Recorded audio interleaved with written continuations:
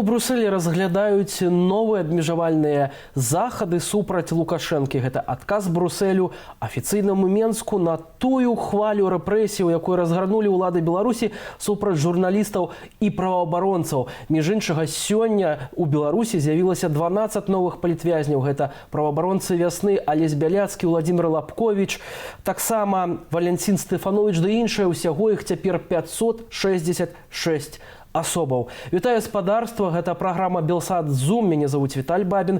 Запрашаю на выданне. Кропкай для мяне, мабыць, гэта забойства Романа Бондаренка. І тады я вырашыў для сябе, што я не згодны плаціць падаткі гэтай дзяржаве.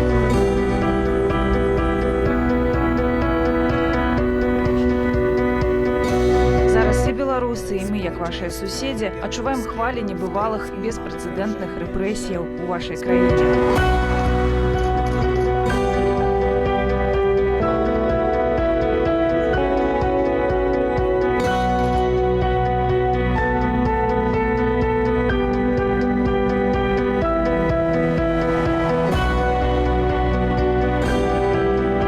Кіраўнік авіакампаніі Ryanair сустрэўся са Святланай Ціхановскай у сталіцы Ірландыі Дубліне. Між іншага, Майкл Оліры запэўніў нацыянальную лідарку Беларусі, што пасля перамогі дэмакраты ў нашай краіне авіакампанія можа прыйсці у Беларусь. Ну, а пакуль спадарства, давайте разам падвядзем вынікі трохдзённага візіту Святланы Ціхановскай у Ірландыю разам з нашай карэспандэнткай Тацянай Рэут. Закончыўся апошні дзень візіту Святланы Ціхановскай у Ірландыю. Гэты трэці дзень быў самым напружаным, напоўнены палітычнымі сустрэчамі. Пачаўся дзень з таго, што стала вядома аб сустрэчы Святланы Ціхановскай з лідарам Ryanair, CEO Майклам Оліры. Яны абмяркоўвалі інцыдэнт, які адбыўся з самалётам Ryanair у Беларусі, калі ён быў вымушаны сесці ў Менску. Вядзецца міжнароднае расследаванне. Паводле інфармацыі ад каманды Ціхановскай, Беларусь гэтае расследаванне зацягвае. Якраз акурат гэтае пытанне Ціхановская і абмяркоўвала з Оліры. Вядома, што Ryanair вядзе таксама сваё ўнутранае расследаванне, і яны будуць супрацоўнічаць у справе таго, каб прыцягнуць Менск у пэўным сэнсе да адказнасці ў гэтай справе, расследаваць і, магчыма, нават распачаць крымінальную справу па факце паветранага тэрарызму. Акрамя сустрэчы з лідарам Ryanair, сёння таксама адбыліся сустрэчы з прэм'ер-міністрам Ірланды і з міністрам замежных справаў.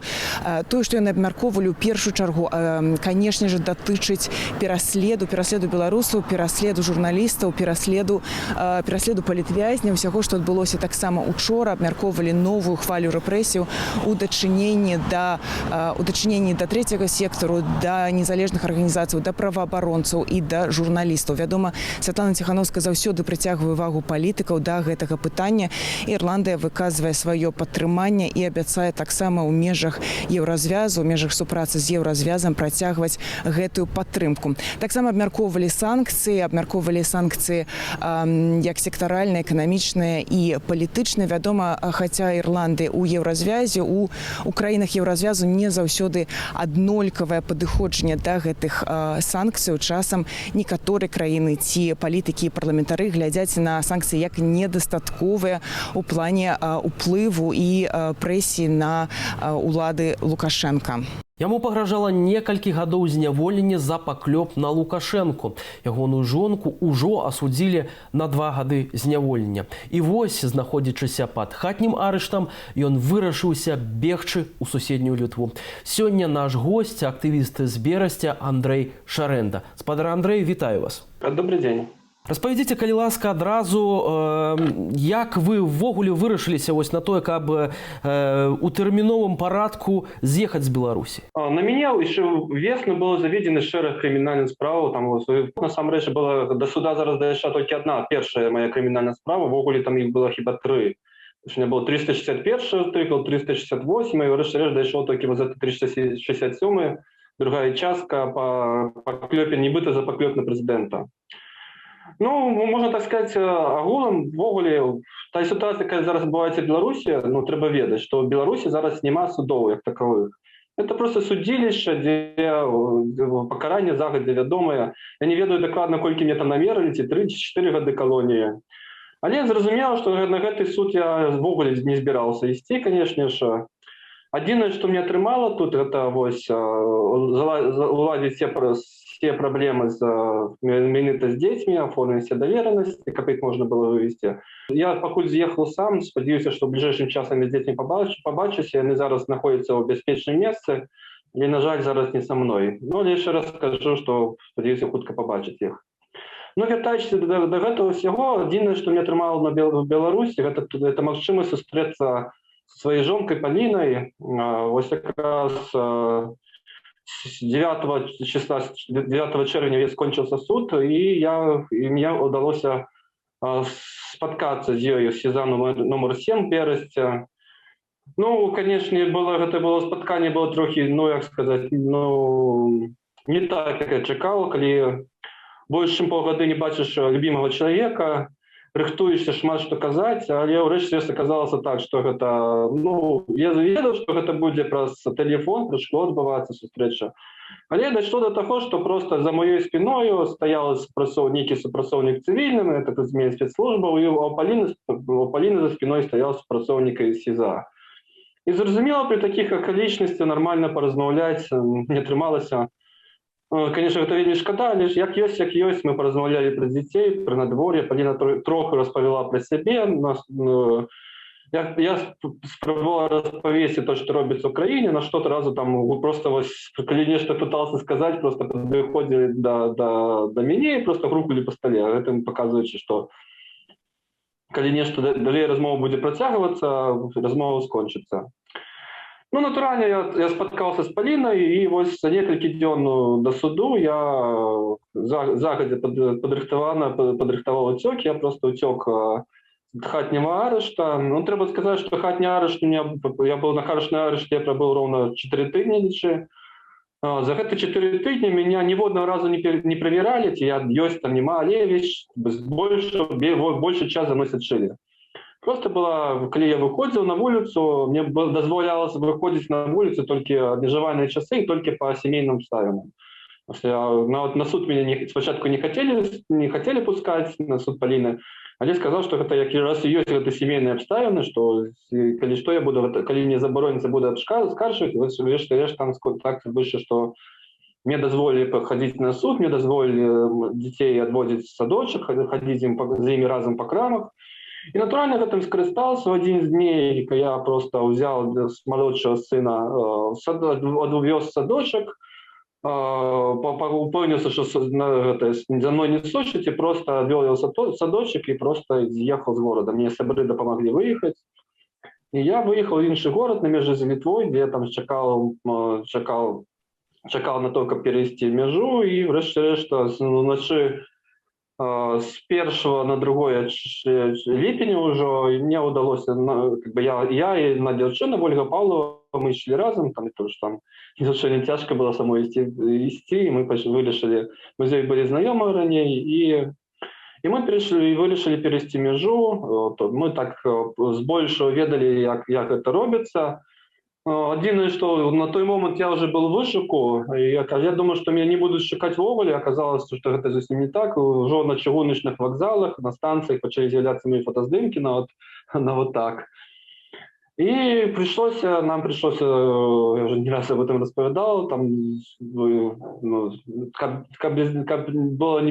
не было небяспечна для тых знаёмых, які нас падвозяць туды да мяжы, мы вырашылі выходзіць да мяжы здалёк, да гэтых, тому што на мяжы стаяць пункты пропуска, мы выйшлі перад некалькі кіламетраў да яго і просто пайшлі да мяжы. Гэта было ўначы, мы прайшлі недзе каля 7 кіламетраў па начным лесе, і рэшт-рэшт трохі з прыгодамі, некалькі раз бачылі патрулі, рэшт-рэшт на гэта, напароліся проста на нейкі лагер памежнікаў, ці гэта быў лагер памежнікаў, проста ім там сидзелі, рыхтавалі для пераходу чарговай групы мігрантаў нелегальных. Они просто мы вырашылі ісці наўпрост праз поле скончылось балотам, але балото аказалось на шчасце не такое глыбокае, і мы так перайшлі ў Літву.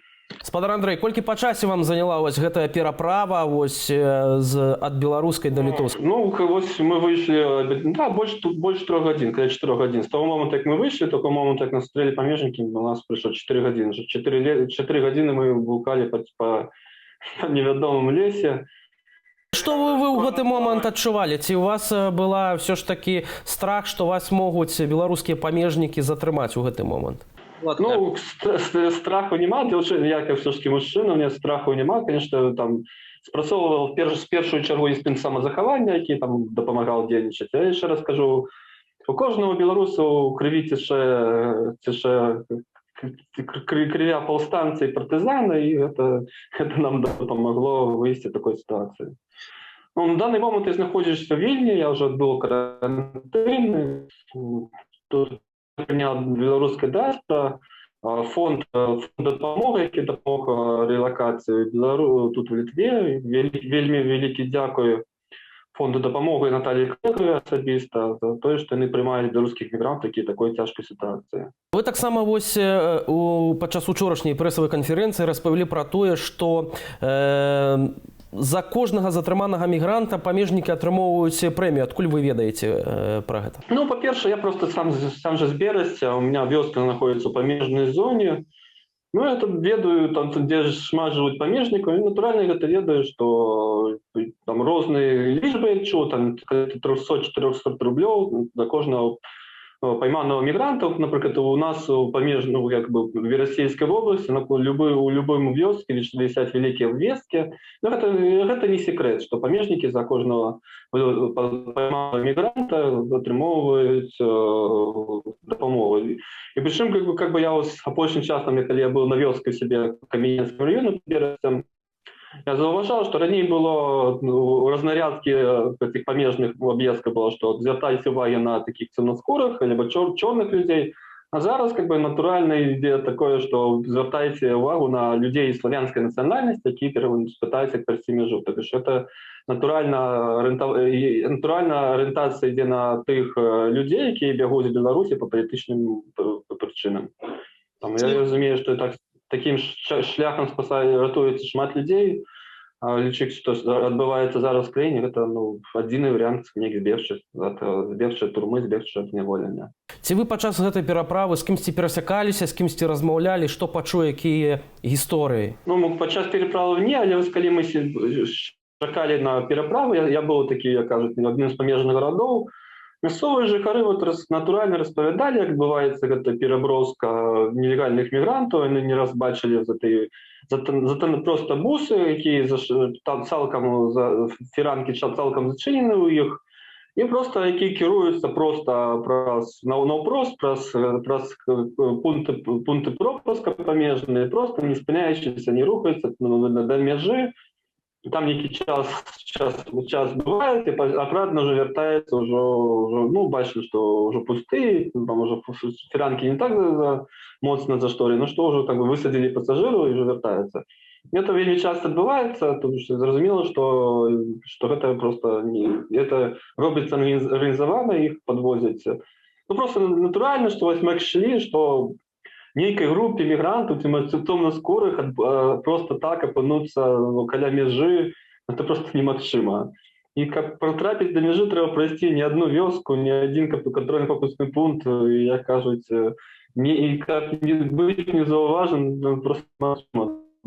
Ну это просто смешно выглядает, когда там белорусы кажут, что там это мы не бачили, мы ничего не чули. Тут насамрэч система так зване оповіщення там по тих, хто наближається до межі, розпрацьовані, стоять камери, пости, секрети помежників. Тому що це зрозуміло, що білоруські помежники, як кажуть, у долі від гэтай плині мігрантів, просто коли натурально не допомагають їм, то, що не підвозять, але просто зачиняються на гэта вочі. Она, вот, наколькі я разумею, литовские помежники казали, что они часто часу, коли там это переезжать, просто это, берут веники, это на полосах этих следовых просто затирают эти следы этих мигрантов, как не бачно было, где миновито они перешли. Што зараз вы будете рабіць у Літве, якія у вас планы? Магчыма, ну, вы акрэслілі для сябе нейкі далейшы план крокаў вашых ужо у самой Літве? Ну, па-першае, я не лічу сваю міграцыю як нейкі доўгатэрміновы. Зараз у Беларусі у меня за кратамі знаходзяцца мае сябры з еўрапейскай Беларусі. Увогуле шмат знаёмых, шмат сяброў знаходзяцца за кратамі. У закладніках знаходзіцца моя жонка Шаренда Паліна Панасёк. Я тут, у Літве, дзе бы я не апынуўся, я буду рабіць все магчымае для вызвалення палітвязняў, да дапамогі самім палітвязням, дапамогі іхнім сем'ям. Так што в бліжэйшы час я планую пасвяціць сябе гэтаму. Ось пасля вашага ад'езду ўжо адбыліся такія жорсткія затрыманні ў праваабарончых структурах. Таксама была фактычна разгробленая рэдакцыя выдання «Наша Ніва», рэгіянальных выданняў. Ужо пасля таго, як вы перасеклі беларуска-літоўскую мяжу, асэнсаваўшы вось гэтыя падзеі, што вы маглі, у прынцыпе, сказаць наконт таго, што зараз адбываецца і які лёс Беларусі далейшы? Не, ну, мне асабіста, я адчуваю, што з гэтай апошняй закручанай гаек, канчатковае вырашэнне медыйнага пытання і візіт Лукашенка да Пуціна, они нечым звязаны. Лукашенко хоча паказаць, што ён канчаткова кантралюе сітуацыю ў краіне. Ну і менавіта на гэта і была накіравана гэтая такая акцыя рашэння. По тым, што я калі по тым інфармацыі, што для мяне даходзіла, што Лукашенко насапраўды зараз, в данный момент, ён, як кажуць, выглядае апошнія запасы з золотавалютнага рэзерву, апошнія запасы з нейкіх сваіх апошніх рэзерваў, спрабую прадаць все, што магчыма, лес, цыгареты, мігрантаў. Это все, як кажуць, падзеі аднаго шляху, просто дыктатара. Дыктатар фактычна банкрот. Грошы яго канчаткова скончыліся, і яму каб падтрымаць сістэму тэрора, сістэму сілавых структур натуральна трэба грошы. Взять за данный момент можа толькі Расія. І то, што ён паехаў да Расіі, канчаткова зрабіў такую спецаперацыю паказальную, пазней паехаў у Расію прасіць грошы, это зразумела, што апошняя надзея Путін. Ну, я спадзяюся, ну, ёсць такая паговорка, самы цёмны час заўсёды перад світаннем. І тое, што зараз адбываецца, это апошнія, як кажуць, апошнія крокі дыктатара на яго месцы. Я ўпэўнены, я веру ў тое, што бліжэйшыя некалькі месяцаў адбудзецца штосьці жыццявырашальнае, і, магчыма, мы все разам зможам вярнуцца на сябе на радзіму. Дзякуй вам вялікі за гэтую размову. Калі ласка. Як Еўрапейскі звяз адрэагуе на новую хвалю рэпрэсіяў у Беларусі? Ды ці вінаватыя санкцыі ў тым, што Лукашенка знішчае грамадзянскую супольнасць? Пра гэта мы пагаварылі з дэпутаткай Еўрапейскага парламенту Аннай Фатыга. Ja od dosyć dawna, od wielu lat właściwie. Я дастаткова даўно шмат гадоў займаюся маніторынгам дзеянняў рэжыму Лукашэнкі. І заўсёды стаю на баку беларускай супольнасці. Зараз і беларусы, і мы, як вашыя суседзі, адчуваем хвалі небывалых беспрэцэдэнтных рэпрэсіяў у вашай краіне. Літаральна цяпер працягваюцца ператрусы, арышты, затрыманні прадстаўнікоў грамадзянскай супольнасці, пераслед канкрэтных журналістаў незалежных медыяў. Гэта чарговая спроба запужвання, і са свайго досведу магу запэўніць, што гэта ёсць праяваю слабасці. Але пры гэтым я ўпэўненая, што людзі ў Беларусі ўжо не зменяць свайго стаўлення да рэжыму. Гэткія нечалавечыя дзеянні вымагаюць нашай імгненнай рэакцыі на ўсё гэтае бязмежжа праз утрыманне і пашырэнне каталогу санкцыяў. І тыя санкцыі, што былі прынятыя 25 чэрвеня, мусілі быць ужытыя значна раней. Мы патрабавалі іх яшчэ летась, і іх эфект быў бы вельмі моцным і ўжо бачным. Але таксама трэба памятаць, што сёлета адбыўся ўжо чацвёрты візіт Лукашэнкі ў Расію, што я таксама назвала праяваю слабасці, бо ва ўсім свеце ён практычна ізаляваны. А таму Пуцін для яго застаецца літаральна адзіным суразмоўцам, які таксама не ў найлепшай форме, калі гаварыць пра палітыку і пра эканоміку гэтай краіны. Мы бачым, што Лукашенка дзея на шкоду не толькі беларускай грамадскасці, але ўжо і еўразвязу. І нам відавочна, што перакідванне мігрантаў праз мяжу з Літвою – гэта спецыяльная аперацыя на загад Лукашэнкі, і што дзеяннямі памежных службаў службаў кіруе асабіста сын Лукашэнкі ў рангу генерала, рангу, атрыманым з рук уласнага бацькі. Мы стараемся ўтрымліваць інтарэс да Беларусі ў еўрапейскім парламенце на высокім узроўні, наколькі гэта ў нашых сілах. І магу сказаць беларусам толькі адное.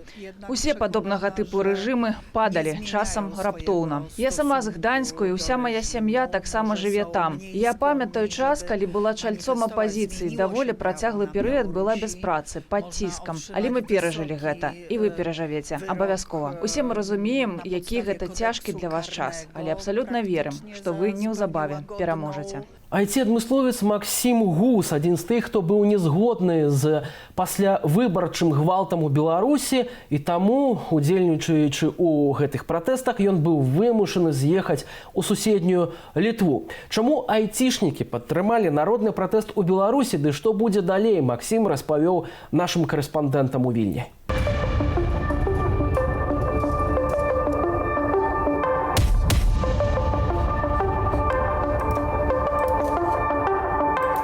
Я прымаў удзел у шматлікіх маршах і ведаю, што шмат айцішнікаў прымала ўдзел у гэтых маршах. І насамрэч так быў такі жарт, што тыя, хто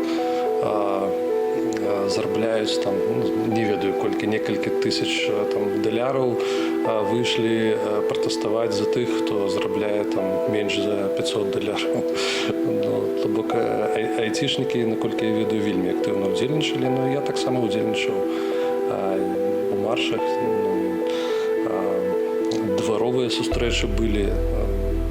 Так, гэта было вельмі натхняла, таму што пасля таго, як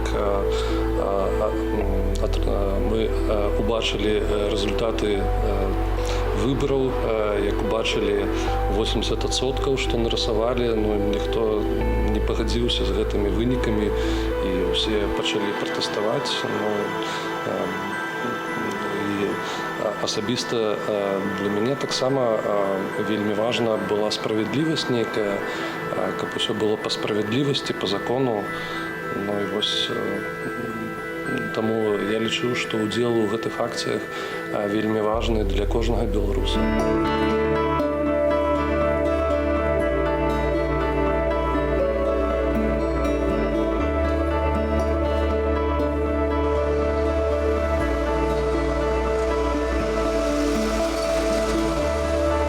Айцішнікаў насамрэч цікавілася палітыкай. Я знаю, што абмяркоўвалі ўсе гэтыя падзеі, размаўлялі, дапамагалі ў розныя фонды. То бок айцішнікі насамрэч вельмі актыўна прымалі ўдзел у акцыях, проста выказвалі салідарнасць нейкую. То бок тых айцішнікаў, якіх я ведаю, яны актыўна ўдзельнічалі у гэтым усім і спрабавалі неяк дапамагчы гэтай сітуацыі, вырашыць. Верылі, што ўсё хутка скончыцца, прыйдуць перамены і станем жыць лепей. Карантын, усе гэтыя падзеі з падрыхтоўкай да выбараў, і калі пачалі зачыняць магазины, калі пачалі кандыдатаў за краты кідаць, ўсё гэта абурыла. Ну і насамрэч падзеі адразу пасля выбараў, калі вось гэты ўвесь гвалт і адключэнне інтэрнэта. Адключэнне інтэрнэта для айцішнікаў, што гэта? Яны спыняюць працу і пачынаюць абмяркоўваць, таму што многія айцішнікі просто не могуць працаваць без інтэрнэту. Ну і калі даведаліся, што пра ўсе гэтыя падзеі, пра ўвесь гэты гвалт, шмат айцішнікаў спрабавалі неяк больш актыўна пачалі ўдзельнічаць і спрабавалі неяк дапамагчы сітуацыі.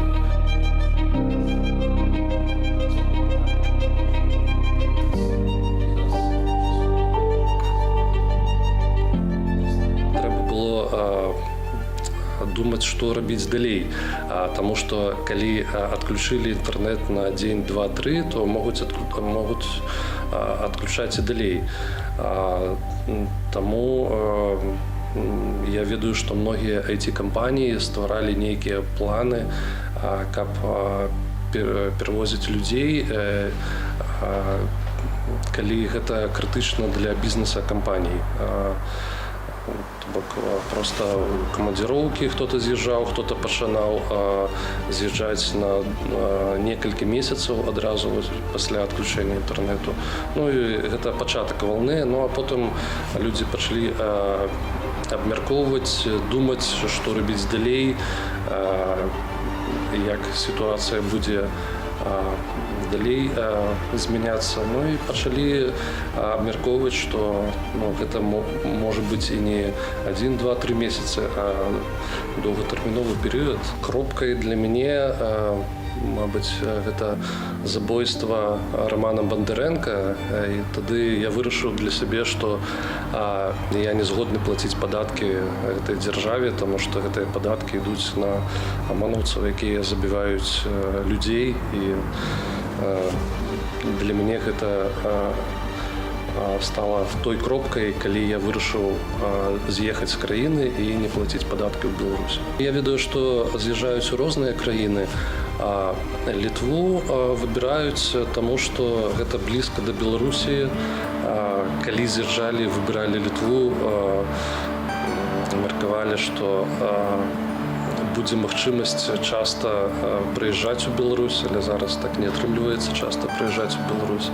Ну і гістарычная культурная блізасць. І калі тут пачалі гуляць па горадзе, бачым шмат гісторый звязана з беларускай культурай, і гэта вельмі прыемна, што з аднаго боку за граніцай, а з другого боку беларуская культура тут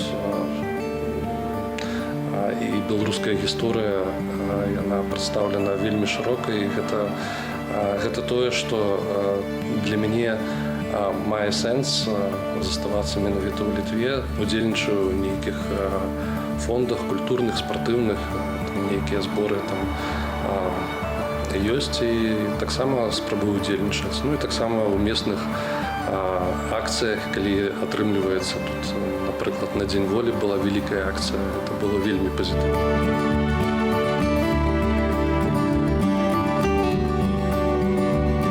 Не шкадую, гэта насамрэч цікава пераехаць у іншую краіну, гэта нейкі чэлендж, вызов,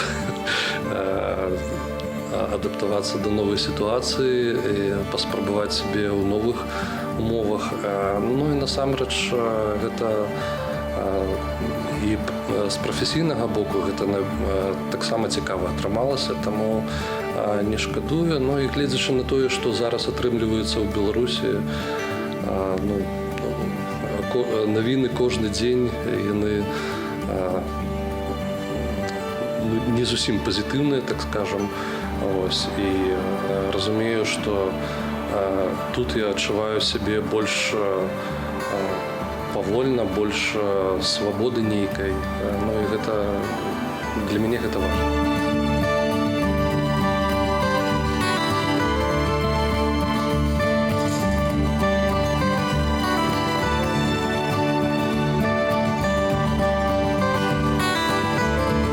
Сёння сілавікі зноў завіталі ў офіс нашай Нівы. Разам з тым паведамляецца пра тое, што герояў публікацыі ўсхіляюць да таго, што журналісты ім нібыта плацілі грошы, каб гэтай публікацыі выйшлі. Што ж насамрэч адбываецца? Запытаемся ў дырэктаркі выдання Настасі Роўды. Настасі, вітаю вас. Добрый день.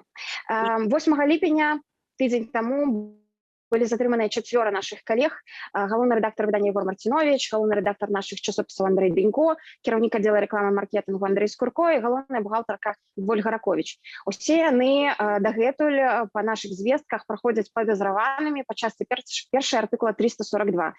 Больш мы пакуль што нічога не ведаем.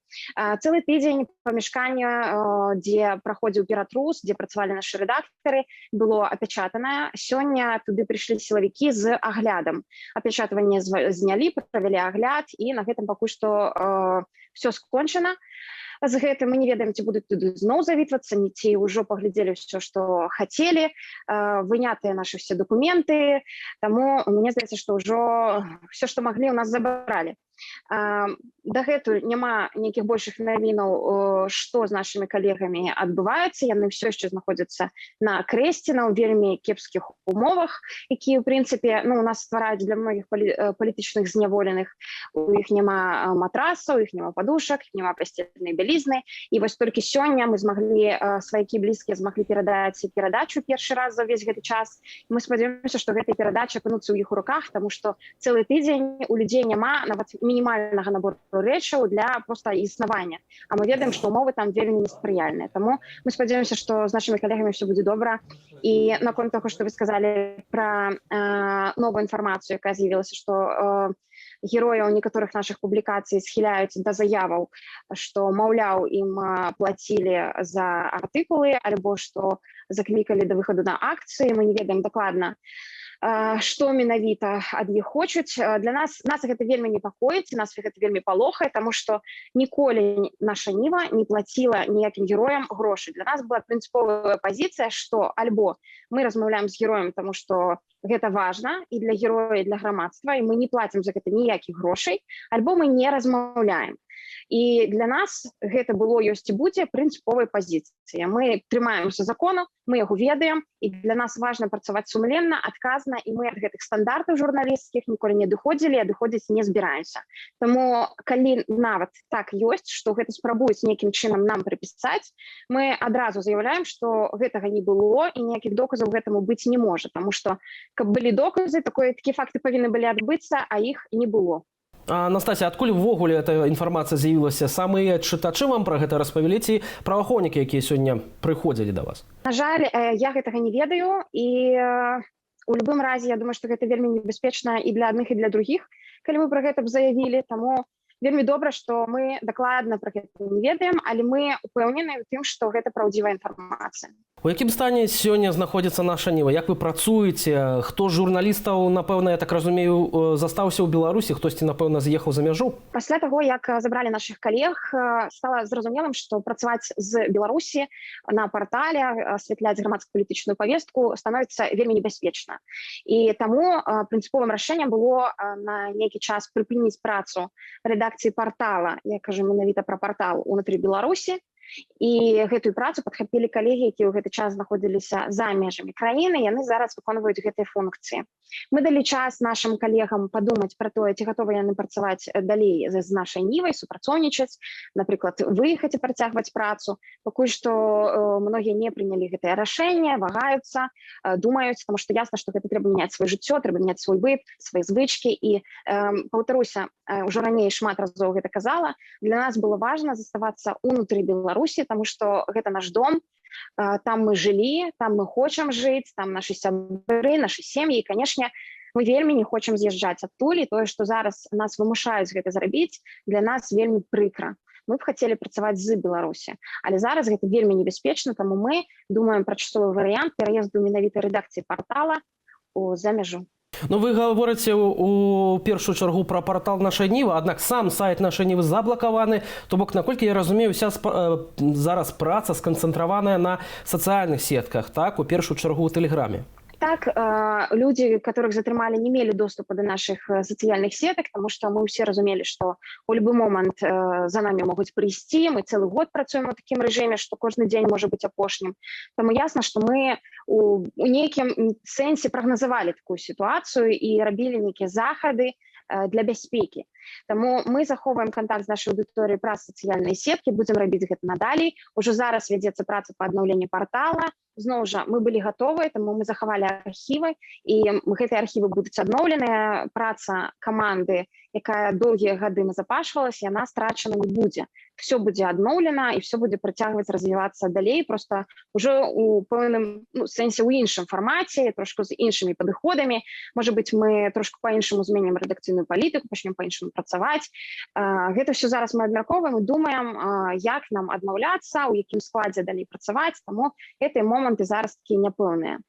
Ці гэта нейкім чынам паўплывае на контент, на у цэлым самой нашай нівы і на тэмы, за якія вы будете брацца, каб асвятляць іх? У глобальном сенсе я думаю, что не. Я не думаю, что контенту стане менш, я думаю, что яго стане наадварот, можа быць, больш. Але ясна, што, напрыклад, схадзіць у госці да нашых герояў і пагаварыць з імі ўжывую будзе вельмі складана альбо нават немагчыма. І, канешне, трэба будзе вучыцца працаваць онлайн, трэба будзе перастройваць усю працу пад гэта, хоць ясна, што з ковідам мы ўсе навучыліся гэта рабіць, і аўдыторыя таксама да гэтага фармату прызвычаілася. Таму у пэўным сэнсе ўжо ёсць такая падрыхтоўчая база для такога фармату. Таму, прыйдзецца так, на жаль. Але мы спадзяёмся, што хутка вернемся ўсе дамоў. Ну вось, да прыкладу, калегі з Тутбаю стварылі іншы партал, рэсурс zerkala.io. Таксама ведаю пра вашыя планы стварэння такога новага парталу, магчыма, з іншай крыху назвай. Што пра гэта можаце зараз сказаць? Так, ясна, што гэта будзе іншы домен, але я хочу сказаць, што бренд «Наша Ніва», ён захаваецца, ад гэтай назвы мы не будзем адмаўляцца, таму што у гэтай назвы вялікая доўгая гісторыя, і мы гэтую гісторыю будзем працягваць да самага вызвалення нашых калег, што б не адбывалася. Таму «Наша Ніва» была і будзе. Настасья, як зараз падтрымліваюць вас, магчыма, ваши ранейшыя кліенты, рэкламадаўцы? Ці ўвогуле яны даюць нейкую зараз для вас падтрымку ў выглядзе рэкламы у гэтых жа сацыяльных сетках?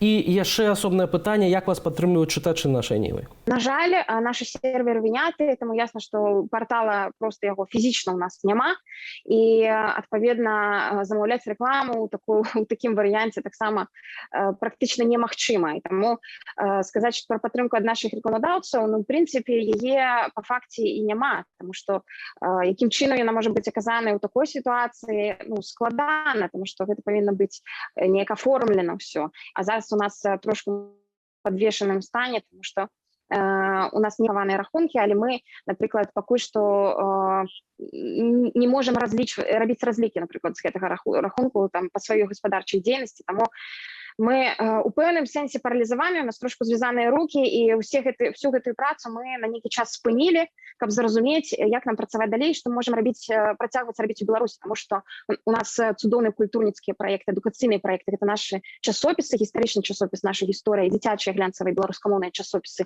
«Дуду і асцярожна дзеці», якія абсалютна не малі ніякага дачынення да працы рэдакцыі партала. І у нас ёсць вялікі спадзеў, што мы працягнем гэты часопіс рабіць, бо у нас ёсць, па-першае, абавязкі перад чытачамі, якія акурат напярэдадні разгрому у пэўным сэнсе нашай Нівы рабілі замовы на год наперад на гэтыя часопісы.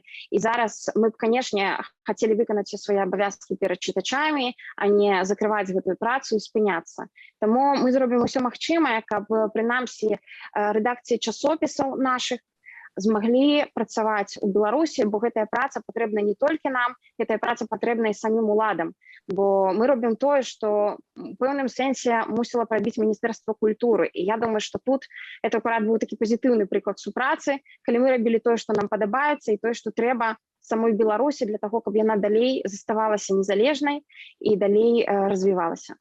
Штабных рэдактароў нашай Нівы ўжо праваабарончая супольнасць прызнала палітычнымі вязнямі. Відавочна, што гэтая справа мае палітычны контент, і папярэдняя расправа з журналістамі, у тым ліку з нашымі калегамі з Тутбаю, у тым ліку з Белсатам, з іншымі незалежнымі рэгіянальнымі выданнямі, уплываецца ў такую, скажам, асобную структуру знішчэння ўсяго незалежнага медыарынка ў Беларусі. Ці вы ўсё ж такі разглядаеце гэта як асобную нейкую помсту уладаў у адносінах да вашага выдання, ці ўсё ж такі патрапілі, як і ўсе мы, пад гэтую хвалю рэпрэсіяў?